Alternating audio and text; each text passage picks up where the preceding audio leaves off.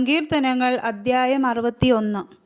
ദൈവമേ, എൻ്റെ നിലവിളി കേൾക്കണമേ, എൻ്റെ പ്രാർത്ഥന ശ്രദ്ധിക്കണമേ. എൻ്റെ ഹൃദയം ക്ഷീണിക്കുമ്പോൾ ഞാൻ ഭൂമിയുടെ അറ്റത്തു നിന്ന് നിന്നെ വിളിച്ചപേക്ഷിക്കും. എനിക്ക് അത്യുന്നതമായ പാറയിങ്കിലേക്ക് എന്നെ നടത്തണമേ. നീ എനിക്കൊരു സങ്കേതവും ശത്രുവിൻ്റെ നേരെ ഉറപ്പുള്ള ഗോപുരവും ആയിരിക്കുന്നുവല്ലോ. ഞാൻ നിൻ്റെ കൂടാരത്തിൽ എന്നേക്കും വസിക്കും. നിൻ്റെ ചിറകിൻ മറവിൽ ഞാൻ ശരണം പ്രാപിക്കും. ദൈവമേ, നീ എൻ്റെ നേർച്ചകളെ കേട്ടു.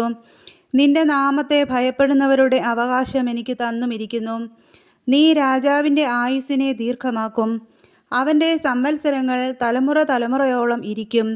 അവൻ എന്നേക്കും ദൈവസന്നിധിയിൽ വസിക്കും.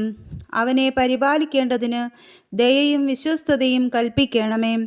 അങ്ങനെ ഞാൻ തിരുനാമത്തെ എന്നേക്കും കീർത്തിക്കുകയും എൻ്റെ നേർച്ചകളെ നാൾതോറും കഴിക്കുകയും ചെയ്യും.